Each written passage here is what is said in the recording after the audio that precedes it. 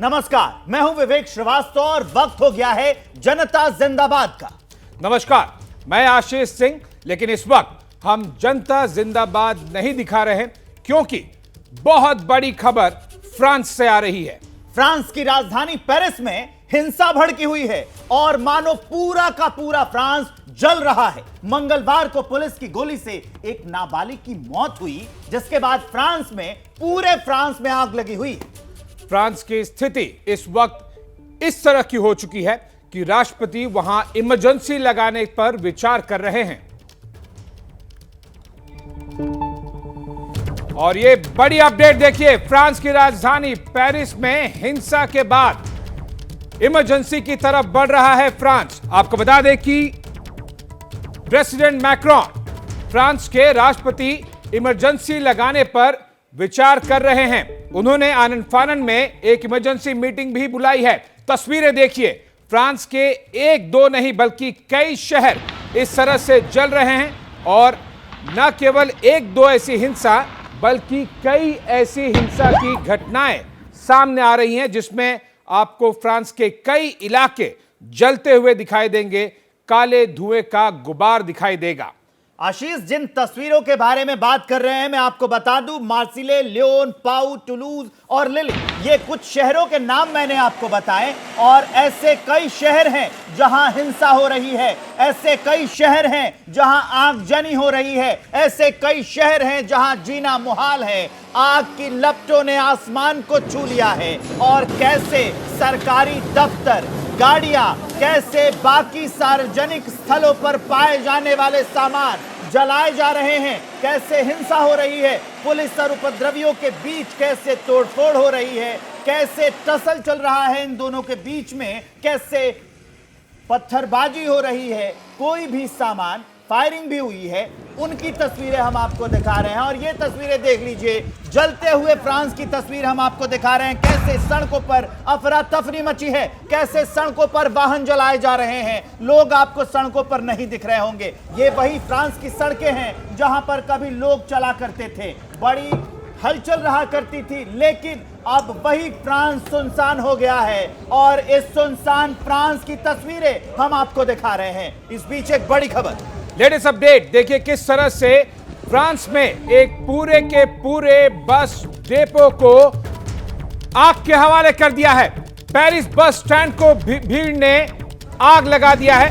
तस्वीरें देखिए, किस तरह से फ्रांस में हालात लगातार बेकाबू होते नजर आ रहे हैं। और ये जो लेटेस्ट तस्वीरें आपको दिखाई दे रही हैं वो इस पे एक बार फिर बयां कर रही हैं कि किस तरह से फ्रांस में हिंसा जारी है। और उसके बाद फ्रांस के विशेष तौर पर पेरिस बस डेपो को आग के हवाले कर दिया है भीड़ ने। एक नहीं, दर्जनों गाड़ियां आपको यहां पर आग में दिखाई देंगी। किस तरह से गाड़ियों में आग लगा दी गई है। और पेरिस बस डेपो, एग्जैक्टली ये वाली तस्वीर देखिए, बस को किस तरह से आग लगा दिया गया है। और पेरिस में अगर बस डेपो को आग लगा दिया जाए तो आप ये मान के चलिए कि पेरिस की पूरी तरह से जो उसकी व्यवस्था है वो चरमरा जाएगी। ये दूसरी तस्वीर जो आपके टीवी स्क्रीन पर चल रही है, ये एक शॉपिंग कॉम्प्लेक्स की तस्वीर है। यहाँ लोग खरीदारी करने आते थे, लेकिन अब वहाँ उपद्रवियों ने, प्रदर्शनकारियों ने, विरोधियों ने उस शॉपिंग कॉम्प्लेक्स में भी आग लगा दी है। पूरा सामान जलकर खाक हो गया है। अब शॉपिंग कॉम्प्लेक्स ही नहीं बचा है, सिर्फ मकान का एक ढांचा जो अभी भी जल रहा है। फ्रांस में जगह जगह की तस्वीरें हम आपको दिखा रहे हैं। इस तस्वीर से आप इस भयावहता का अंदाजा लगाइए कि अब तक फ्रांस में कई लोगों को पकड़ा गया है और ये संख्या बहुत ज्यादा है। आपको बता दें कि ये जो हिंसा हो रही है ये एक लड़के की मौत पर हो रही है। फ्रांस पुलिस ने एक लड़के को मार दिया था, उसके बाद यह हिंसा फ्रांस में हुई।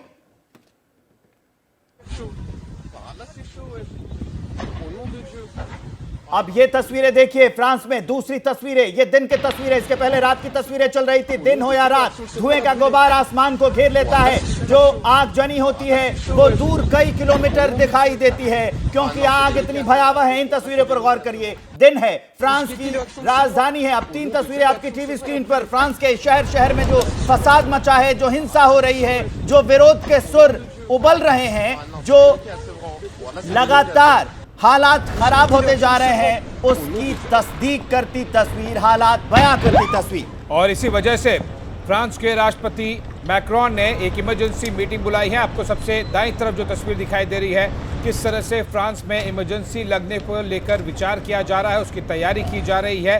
बीच में आप तस्वीरें देखिए किस तरह से प्रदर्शनकारियों पर एक्शन जारी है। सड़क पर 40,000 पुलिस तैनात कर दी गई है। न केवल ये नॉर्मल पुलिस है, बल्कि आपको बता दें कि ये राइट कंट्रोल पुलिस है, जो कि आंसू गैस के गोले भी छोड़ने से बिल्कुल भी नहीं कतरा रही, क्योंकि इतनी ज्यादा आगजनी वहां पर हो रही है। और फ्रांस के कई शहर इस तरह से फसाद के बीच में आगजनी की घटनाएं और तस्वीरें सामने आ रही हैं।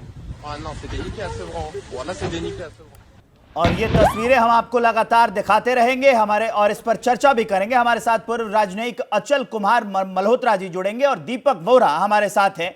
सबसे पहले चलते हैं दीपक वोरा सर के पास। सर नमस्कार, स्वागत है आप दोनों का। और फ्रांस के जो हालात हैं ये काफी भयावह हैं, काफी भयंकर हैं। अभी तक हालांकि यहां पर लगाई नहीं गई है इमरजेंसी, लेकिन इमरजेंसी जैसे हालात तो बन गए।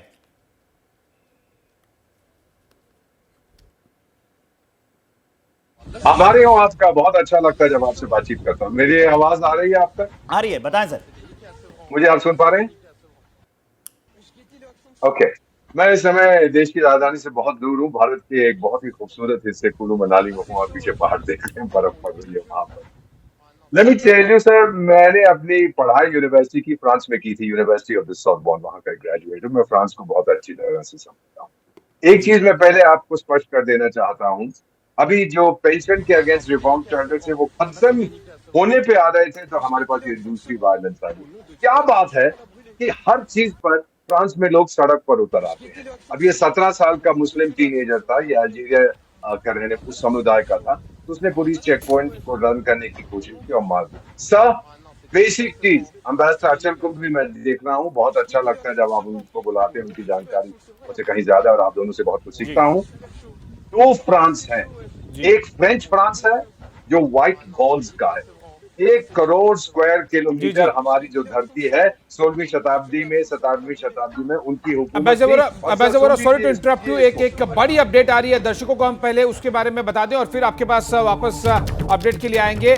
बड़ी अपडेट देखिए, फ्रांस में हिंसा से हालात बिगड़ते हुए देखकर ब्रसेल्स यात्रा से वापस लौटे राष्ट्रपति मैक्रॉन ईयू की मीटिंग बीच में छोड़कर वापस आए हैं। इमरजेंसी बैठक के लिए राष्ट्रपति मैक्रॉन अब पेरिस पहुंच रहे हैं। आपको बता दें कि यूनाइटेड जो ईयू की बैठक थी उसको छोड़कर, जो कि ब्रसेल्स में हो रही थी, बीच बैठक में राष्ट्रपति मैक्रॉन को वापस आना पड़ा, क्योंकि अब लगातार 3 रातों से इस तरह से हालात जो खराब होते जा रहे हैं उसको लेकर यूनाइटेड नेशन ने भी एक ऑब्जर्वेशन दे दिया और एक बयान आ गया है कि फ्रांस में जिस तरह से एक पिछले 3 रातों से लगातार इस तरह से तस्वीरें सामने आ रही हैं, उसको लेकर फ्रांस को काफ़ी कुछ एक्शन लेने के लिए, रादर रिएक्शन करने के लिए यूनाइटेड नेशन की तरफ से भी कह दिया गया। हमारे साथ अभी पैनल जुड़ा हुआ है, एम्बेसडर वोरा भी हैं और साथ ही साथ एम्बेसडर अचल कुमार मल्होत्रा जी भी हैं। एम्बेसडर मल्होत्रा, हम ये देख रहे हैं कि यूएन भी बीच में कह दिया कि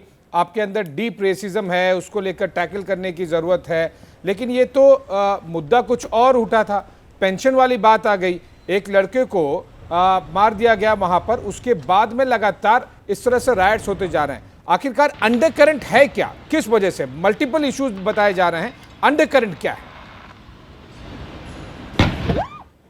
देखिए, अंडरलाइंग फैक्टर एक ही है, वो ये है जो रेशलिज्म इन लॉ एनफोर्समेंट। जो फ्रांस की पॉलिसिंग है, जो पुलिस को 2017 में कुछ कानून बदले थे, एक्चुअली 2016 में एक पुलिस वाले पे अटैक हुआ था, तो उसके बाद पुलिस ने प्रोटेस्ट किया था। 2017 में कुछ पुलिस के कानून बदले थे और उसमें पुलिस को पावर्स दी गई थी। 4 या 5 सिचुएशंस थी जिसके अंदर वो फायर आर्म्स चला सकते थे, डायरेक्ट फायरिंग कर सकते थे। एक उसमें ये था कि अगर कोई उनकी बात सुन नहीं रहा और भागने की कोशिश कर रहा है, जो इस केस में भी हुआ है।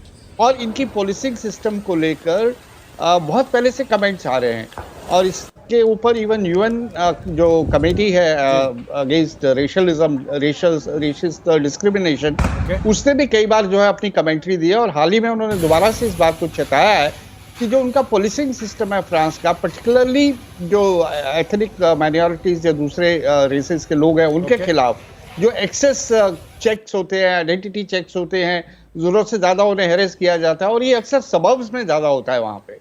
तो क्या ये एक गुस्सा है तो जो ये जो एक अंडरलाइंग अंडरलाइन था, ये गुस्सा क्या इसी वजह से निकलकर सामने आ रहा है? अब आपके पास वापस आऊंगा एम्बेसडर वोरा जी। पिछले साल वर्ल्ड कप सेमीफाइनल एक मुस्लिम बहुल देश को हरा दिया फ्रांस ने, उसके बाद में भी इस तरह की हिंसा हुई थी। वहां तो कोई लॉ एंड ऑर्डर, वहां तो रेसिज्म वाली बात थी नहीं, उस समय भी इसी तरह की तस्वीरें सामने आ रही थी मोरक्को को हराने के बाद। तो ये जो रेसिज्म का जिक्र किया हम स्टार्ट कर रहे हैं, दिस इज 100% करेक्ट। ये सरफेस के नीचे रहता है। जब फ्रांस हुकूमत करता था 1 करोड़ स्क्वायर किलोमीटर और 1.4 स्क्वायर किलोमीटर, तो French first empire, second empire, Deepak sir आप तो लोकल लोग बिलाल बलोच सीधे ग्राउंड जीरो से हमारे साथ जुड़ गए हैं। फ्रांस लिए चलते हैं आपको और दिखाते हैं कि फ्रांस में क्या हालात हैं। बिलाल, अभी स्थिति क्या है, ताजा अपडेट बताइए। जी देखें, आपने जो बात की बिल्कुल यही है।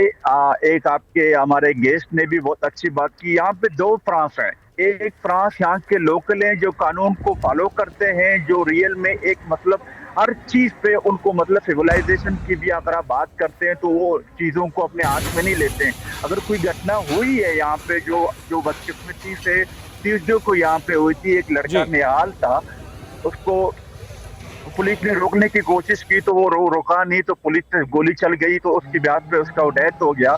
मगर इस घटना को लेके यहाँ पे कुछ मखसूस शहरों में, ये मैं आपके दर्शकों को यहाँ से बता दूं, ये मेरे पीछे आप देख सकते हैं, ये फ्रांस का झंडा लगा और ये मेरा ऑफिस है, ये आप मेरे कम्युनिटी का, ये आप मुझे देख सकते हैं, मैं आपको दिखा रहा हूँ, मैं ये आप देखिएगा, ये टाउन ऑफिस है हमारे यहाँ फ्रांस का। यहाँ पे बिल्कुल हमने, क्योंकि यहाँ पे लोकल लोग रहते हैं, यहाँ पे वही लोग रहते हैं जो यहाँ के उनके परदादा, मतलब these are the French people, this is the, ये वो, मैं ये नहीं कहता वो फ्रेंच नहीं है, वो उनकी नेशनलिटी फ्रेंच है, उनके वालिदैन किसी दूसरे ममालिक से आके यहाँ आबाद हुए, उनके बच्चे यहाँ पैदा हुए, मगर शायद उनको ये चीज नहीं सिखाई गई है कि ये एक डेमोक्रेटिक कंट्री है। इमिग्रेशन की तरफ आप इशारा कर रहे हैं बिलाल। एक दर्शकों को, क्योंकि आप हमारे साथ लाइव जुड़े हैं, अगर आप लेटेस्ट अपडेट बता दें कि क्या लॉ एंड ऑर्डर की सिचुएशन है वहां पर। यहां पर से ऐसा लग रहा है कि प्रेसिडेंट अगर इमरजेंसी मीटिंग बुलाएं, देश में इमरजेंसी लगाने की बात की जा रही है, मतलब काफी बुरे हालात लग रहे हैं। प्राइम मिनिस्टर है हमारे जो प्राइम मिनिस्टर है एलिजाबेथ, उसने अभी ये कहा है मकरून के साथ, हमारे प्रेसिडेंट के साथ मिलकर यही कहा है कि हम तमाम ऑप्शन को गौर कर रहे हैं, हम तमाम चीजों को देख रहे हैं कि हमें क्या करना चाहिए। मैं एक दफा फिर बता रहा हूँ, सारे फ्रांस में ऐसे दंगे नहीं हो रहे, सिर्फ 4-5 जो बड़े शहर हैं, आपका पेरिस हुआ, जहाँ पे सबरद है वहां पे हो रहे हैं, लीन में हो रहे हैं, मार्सेई में हो रहा है और लियो में हो रहा है, और यहीं पे अब यहाँ पे बहुत से ज्यादातर कम्युनिटी यहीं पे रहती है। मगर दूसरे जो शहर हैं, या टोटल फ्रांस में मोर देन 100 मतलब 94 के करीब डिपार्टमेंट है, सब डिपार्टमेंटों में ये सूरत बिल्कुल ही नहीं है। सिर्फ कुछ जो मैंने आपसे जो नाम गुना, उन्हीं में ये मुख्य शहर है वहां पर ये हिंसा हो रही है। इसलिए नहीं कर रही। बिलाल, आप हमारे साथ बने रहिए।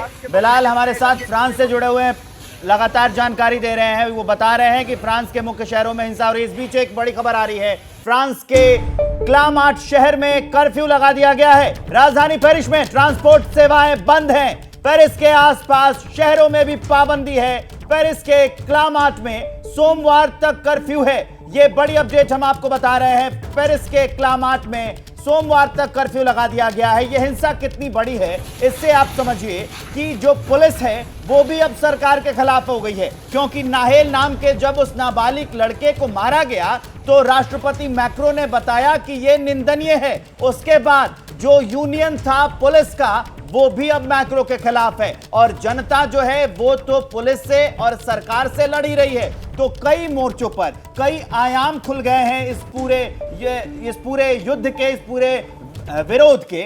वोरा सर, वही जो मैं बात कह रहा था कि अब ये जो इमरजेंसी लगाने वाले हालात पैदा हुए हैं, इसके पीछे का बैकग्राउंडर ये भी हो सकता है कि एक तो पहले उस बच्चे की मौत होती है और उसके बाद ये मैक्रो का बयान आता है, उसको निंदनीय बता देते हैं और फिर उसके बाद वो ये कह देते हैं पुलिस के यूनियन के लोग कि अब हम इसके खिलाफ हैं। तो एक तरह से देखें तो पुलिस भी है, वो भी सरकार के खिलाफ जा रही है और जो जनता है वो तो आगजनी कर रही है, लड़ तो रही है।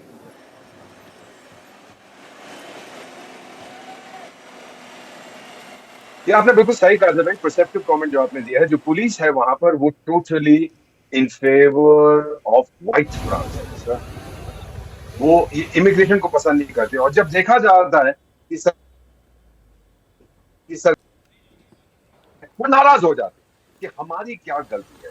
आपने कानून बनाया है कि अगर कोई रेड लाइट जंप करके जा रहा है या पुलिस बैरिकेड को तोड़ के जा रहा है और मेरी असेसमेंट यानी पुलिस ऑफिसर की असेसमेंट में मुझे लगता है कि खतरा हो सकता है तो मैं गोली चला सकता हूँ। एक चीज और बड़ी मजेदार चीज है, फ्रांस का एक बड़ा मजेदार कानून है सर। जब मैं वहां था हम भी ये देखते थे, अगर आप जैसे मैं एक साधारण नागरिक किसी पुलिस ऑफिसर से पूछूं सड़क ये घर कहाँ है, ये दुकान कहाँ है, तो मुझे जवाब देने से पहले वो सैल्यूट करता है। बिल्कुल एम्बेसडर वोरा, और एक के बाद एक कई तस्वीरें इस तरह से आ रही हैं। एक और बड़ी अपडेट देखिए किस तरह से भीड़ के बवाल का नया वीडियो सामने आ गया है। एक दो नहीं दर्जनों इस तरह की घटनाएं हो रही हैं। तस्वीरें देखिए, पेरिस के स्टोर में लूटपाट और बवाल की घटना देखिए। ये किस तरह से वहां पर तोड़फोड़ की जा रही है और 2, 5, 10 लोगों का ग्रुप नहीं है, गाड़ियां अंदर लेकर सुपरमार्केट हो या फिर मॉल में 100 से 200 लोग आपको एक साथ में तोड़फोड़ करके अंदर जाते हुए दिखाई देंगे। देखिए और सुनिए किस तरह से वहां पर कोहराम मचा हुआ है।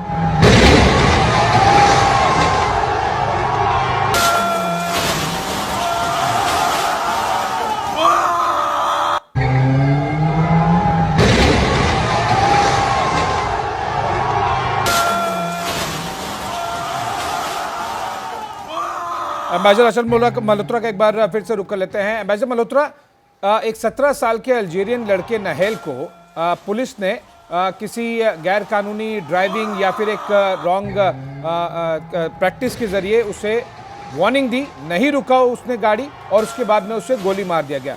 यह हुई घटना मंगलवार को और अब शुक्रवार को लगातार हिंसा बढ़ती रही। क्या ये इस तरह की घटनाएं प्योर केवल और केवल रेसिज्म की तरफ इशारा कर रही हैं, अंडर करेंट्स की जो हमने चर्चा की इससे पहले वो इशारा कर रही हैं, या फिर there are anti social elements और वो थाउजेंड्स नंबर में है जो कि हमें तस्वीरों में दिखाई दे रहा है। कोई भी घटना हो, मोरक्को को हरा दिया तब फिर राइट चालू हो जाएंगे। 2005 में हमने देखा इस तरह के राइट शुरू हो गए, एक लड़के को मार दिया गया फिर राइट शुरू हो जाएंगे। ये क्या एक केवल और केवल एक फ्लैश पॉइंट का ही वेट हो रहा होता है?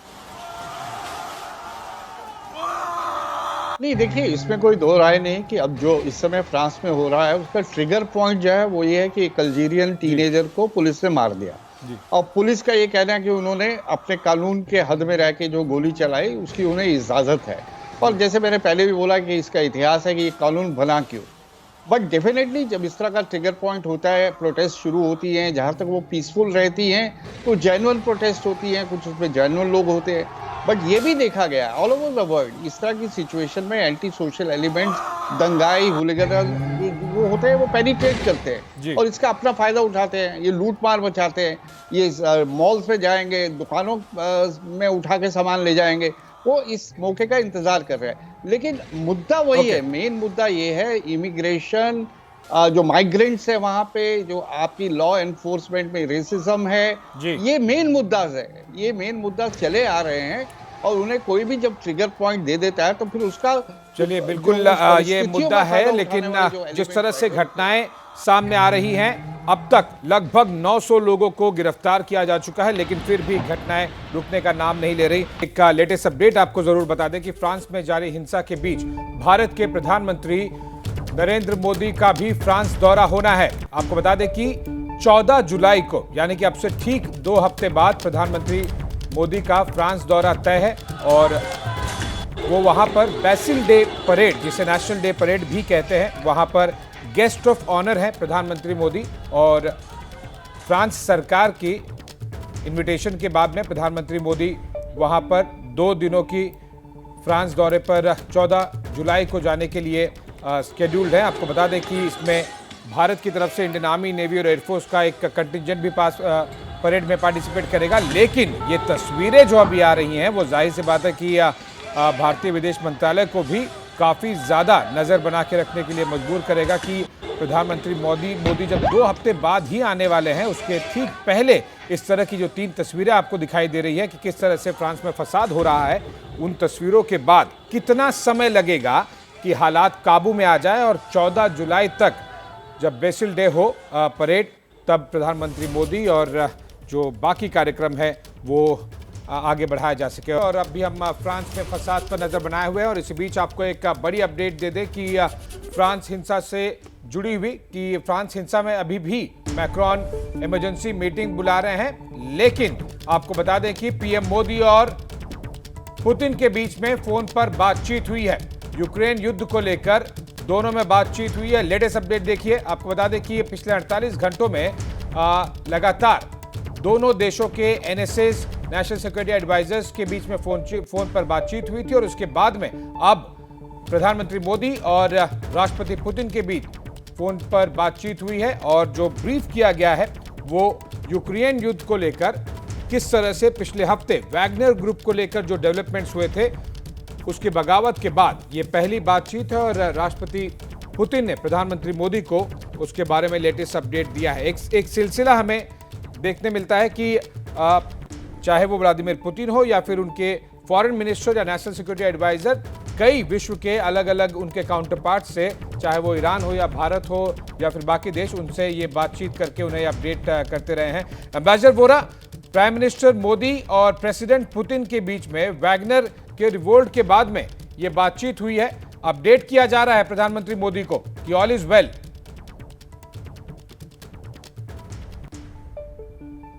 हाँ बिल्कुल, जो आप अभी बातचीत करते हो, ये जो एवजेनी प्रिगोजिन है वागनर ग्रुप के, Wagner is a very Nazi term. ये रिचर्ड वागनर 19वीं शताब्दी के फ्रांस के बहुत मशहूर, अब जर्मनी के क्षमा कीजिए, बहुत मशहूर थे और हिटलर साहब उनको बहुत पसंद करते थे। वागनर कहने का मतलब होता है नाजी, एक तरह से वो एसोसिएशन हो गया जी। ये जो गाइडेड मिसाइल, रूस ने उनको बाहर निकाल दिया। आप समझिए सर, एक जियोपॉलिटिकल चीज, ये पहुंच गए बेलारूस में। बेलारूस की सीमा है पोलैंड के साथ, लिथुआनिया के साथ, लाटविया के साथ। लिथुआनिया में आपका राजदूत रह चुका हूँ। लिथुआनिया में नेटो मीटिंग होने वाली है। अब नेटो घबराया हुआ है कि मिसाइल लिथुआनिया पे कुछ नहीं कर देगा, क्योंकि रूस के पास तो अब डिनायबिलिटी है कि टाइगर लोग, हमने तो इसको बाहर देश अगर ये कुछ नौटंकी कर रहा है तो आप संभालिए इसको। नेटो बहुत घबराया हुआ। आप देखिए आगे अब क्या होता है। पार्टी सर्कस तो अभी शुरू हो रही है सर। ठीक है एम्बेसडर वोरा, आप हमारे साथ बने रहिए। इस बीच एक बड़ी खबर जानिए। फ्रांस में जो हिंसा हो रही है उससे जुड़े इस वक्त एक बड़ी खबर। ब्रिटेन ने अपने नागरिकों को चेताया है। ब्रिटिशर्स को फ्रांस ना जाने की सलाह दी गई है। 3 दिन से फ्रांस के कई शहरों में हिंसा हो रही है और इसी बीच ब्रिटेन ने अपने नागरिकों को कह दिया है कि वो फ्रांस फिलहाल ना जाएं, क्योंकि फ्रांस के कई शहरों में हालात बेहद खराब हैं। और इसी खबर से जुड़ी हुई एक और बड़ी अपडेट आपके सामने। हिंसा पर बोले फ्रांस के राष्ट्रपति इमैनुअल मैक्रोन, दंगों को रोकने के लिए अतिरिक्त सुरक्षा बल तैनात किए जाएंगे। आपको बता दूं कि मैक्रोन एक इमरजेंसी मीटिंग बुला रहे हैं और उन्होंने कहा है कि एक किशोर की मौत का अस्वीकार्य शोषण की निंदा करता है और माता पिता से बाल दंगाइयों को सड़कों से दूर रखने का आह्वान किया है। सोशल मीडिया से सबसे संवेदनशील दंगाई सामग्री को हटाने के लिए भी कहा गया है, क्योंकि इस तरह की तस्वीरें चाहे वो मार्सेल हो, क्लामार्ट हो, पेरिस हो, इन सभी शहरों से आ रही है। बिलाल बलोच हमारे साथ लगातार पेरिस से जुड़े हुए हैं। बिलाल, क्या लग रहा है, इमरजेंसी लग जाएगी? क्या सिचुएशन है वहां पर? इमरजेंसी को लगाने को लेकर, चर्चा करने को लेकर, उसको लेकर ब्रेनस्टॉर्मिंग को लेकर एक मीटिंग तो बुलाई गई है, लेकिन क्या इमरजेंसी वाली सिचुएशन वहां पर लग रही है या फिर केवल सोचा जा रहा है? जैसे कि मैंने आपसे पहले कहा कि हमारे जो प्रेसिडेंट हैं एलिजाबेथ, अपना प्राइम मिनिस्टर एलिजाबेथ और जो प्रेसिडेंट है हमारे मैक्रोन, वो साथ बैठे हुए हैं। उन्होंने ये तय किया है कि कुछ इलाके, जो मैंने पहले भी कहा कि वो ऐसे बिहेव कर रहे हैं जैसे कि यहाँ पे 2 फ्रांस है। वो मतलब रेस्पेक्ट नहीं कर रहे और मतलब अनसिविलाइज तरीके से अपने आप को पेश कर रहे हैं। मेरे ख्याल में उन सबको एक चीज समझनी चाहिए, उनका भी फ्रांस है, जी। ये फ्रांस सबका है। यहाँ पे जो भी वार्षिक यहाँ पे शहरी सब यहाँ पे रहते हैं, उनको एक सही पे एक एक्ट ऐसा करना चाहिए, दिखाना चाहिए। अगर पुलिस के साथ भी घटना हुई है, पुलिस ने कोई, मैं नहीं समझता कि पुलिस ने कोई अंडर द लॉ काम किया नहीं किया, अगर क्या भी किया है तो इसका फैसला अदालत को करना है, ना कि बलवाइयों को करना है जाके। तो प्रकृति के मैं समझता हूँ कि जिस इलाकों में ये हो रहा है, फ्रांस वहाँ पे बहुत सख्त स्टेप ले सकता है। और जैसे कि आपने कहा है कि वो सोच रहे हैं उनके जो पेरेंट्स हैं उनको आगे लाए, बलवाइयों को बोलें जो रात के वक्त निकलते हैं और यहाँ पे दंगे फसाद करते हैं, उनको ये समझना चाहिए। ये एक इंटरेस्टिंग डेवलपमेंट है बिलाल। मैं चाहूंगा कि दर्शकों को थोड़ा सा अपडेट कीजिए। और ये ग्लोबल रिपोर्ट्स में भी हम देख रहे हैं कि अधिकतर अगर आप देखें वीडियोस तो ये केवल रात में राइटिंग वाले वीडियोस हैं। और लगातार इस ग्लोबल रिपोर्ट्स में भी कहा जा रहा है कि 3 रातों से इस तरह से हो रहा है। तो क्या आप ये बता सकते हैं दर्शकों, केवल नाइट में हो रहा है ये नाइट में इसलिए आते हैं, मैं आपको इसलिए बताता हूँ कि यहाँ पे सीसीटीवी कैमरे लगे हुए, हर जगह पे सीसीटीवी लगे हुए। ये पुलिस मतलब यहाँ पे पुलिस की इंफ्लुएंस बहुत कम है फ्रांस में।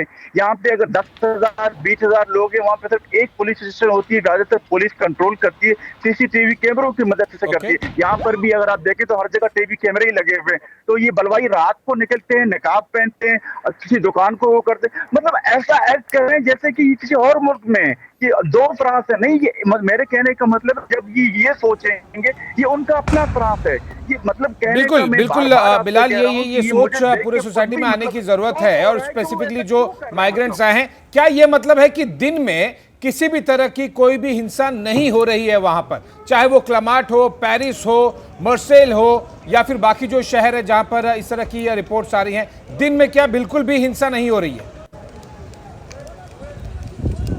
दिन में नहीं होता है, क्योंकि दिन में सवाल ही पैदा नहीं है यहाँ पे। मैंने जैसे आपसे मैंने पहले कहा कि लोग यहाँ पे लोकल लोग भी होते हैं, जब ये लोग सो जाते हैं तो ये राइट्स निकलते हैं और ये दंगे फसाद करते हैं, और ये वहीं उसी जगह पे कर रहे हैं जहाँ पे इनकी ज्यादा अक्सरियत है। नहीं तो मैं यहाँ पे रह रहा हूँ, यहाँ पे आप देख रहे हैं सब चीज खुला हुआ है, रात को भी कोई ऐसी घटना नहीं हुई। तो कहने का मतलब ये है कि ये सिर्फ 5-6 शहर हैं बड़े बड़े, जैसे कि अभी आपने कहा कि ब्रिटेन ने अपने शहरों को आने से मना कर दिया, क्योंकि अनफॉर्चुनेटली बिलाल आप बताते भी रहिए। और मैं चाहूंगा कि दर्शकों को आप थोड़ा सा पैन करके दिखाएं वहां पर। इस समय पेरिस में 3 बज के कुछ मिनट हो रहे हैं वहां पे। इस समय आप पेरिस के ठीक आउटस्कर्ट्स में हैं, जरा दिखाइए। घड़ी दिखा दे रहा हूँ, ये मेरे पीछे, ये मेरे पीछे देखिए, ये घड़ी देख रहे हैं, ये देखिए ये टाइम है, यहाँ पे 3:10 हो रहे हैं, ये आप देख रहे हैं। Exactly, 3:10 हो रहे हैं, यहाँ पे घड़ी है, यहाँ पे एग्जिट। तो कहने का मतलब है यहाँ पे अभी आप देखिए पूरे का पूरा मतलब यहाँ पे कुछ भी नहीं है। ये मेरा मतलब, ये मेरे पीछे आप देख रहे हैं, ये हमारा ऑफिस है, मेरी ऑफिस है, यहाँ पर भी कुछ भी नहीं है। कहने का मतलब ये उन जगहों पे कर रहे हैं जहाँ पे अक्सरियत, यहाँ पर भी है, ये नहीं कि यहाँ पे नहीं है, मगर यहाँ पे अक्सरियत में नहीं है। ये उन अक्सरियत इलाकों में कर रहे हैं जहाँ पे ये मतलब रात होती है, रात के वक्त ये नकाब लगा के निकलते हैं और लूटमार करते हैं। मुझे एक चीज में आपके दर्शकों को और आपके जितने भी लोग बैठे, ये कौन सी मतलब कानून है कि अगर एक चीज पुलिस ने की है आप किसी की दुकान को जाके लूटें?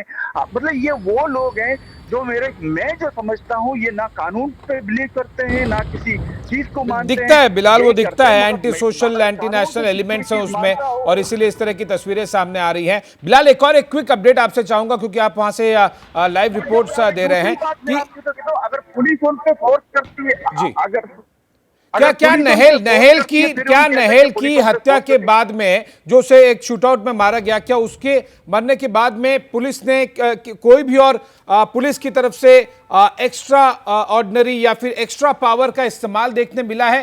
क्योंकि ये 3 दिनों से अगर इस तरह की घटनाएं हो रही है, तस्वीरें आ रही हैं, 875 लोग गिरफ्तार हो गए हैं और उसके बाद में इस तरह की कोई भी घटना नहीं हुई है, यानी कि पुलिस काफी रिस्ट्रेन भी बरत रही है।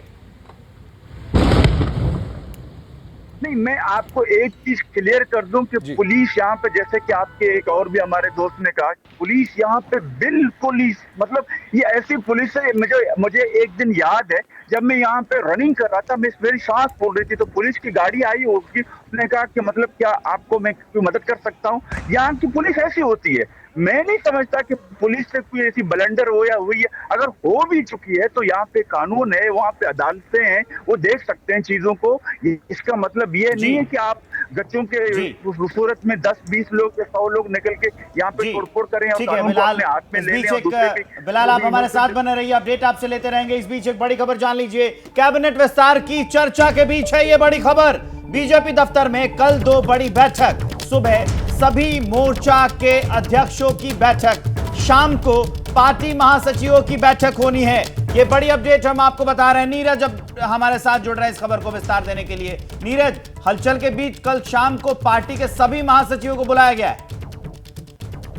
देखिए, कल 2 बड़ी बैठकें हैं। एक तो सभी मोर्चों के अध्यक्षों को बुलाया गया है, उनके साथ इसके अध्यक्ष और संगठन महामंत्री डी.एल. संतोष दोनों लोग बैठेंगे और इस बैठक में मोर्चों के प्रभारी महासचिव वो भी मौजूद रहेंगे। और उसके बाद शाम 4 बजे राष्ट्रीय महासचिवों की बैठक है। ये एक रूटीन बैठक बताई जा रही है। इस बैठक के जरिए क्योंकि हर महीने एक बैठक ऐसी होती है जो अगले महीने का एजेंडा तय करती है, और क्योंकि 3 राज्यों के विधानसभा चुनाव हैं और अभी हाल ही में इसके महीने आप देखें, मतलब ये पूरा जो महीना बीता जून महाजनसंपर्क अभियान में बीता, तो इसकी समीक्षा की जाएगी। आने वाले चुनाव की तैयारियों के लिए कुछ प्लानिंग्स होंगी। इन सब को लेकर भाजपा अध्यक्ष राष्ट्रीय महासचिवों के साथ एक बैठक करेंगे और इस बैठक में बहुत सारी विषयों पर चर्चा होगी। जी तो नीरज, जानकारी के लिए आपका बहुत बहुत शुक्रिया। जैसे ही घड़ी का काटा दोपहर 2:30 पे आए, बबीता जी का दिल सास बहू साजिश के लिए मचल जाए।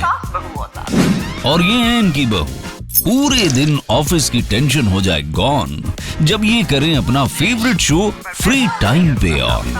इनकी तरह आप भी देखिए अपना फेवरेट शो अपने टाइम पर और डाउनलोड कीजिए एबीपी लाइव ऐप अपने स्मार्ट टीवी पर।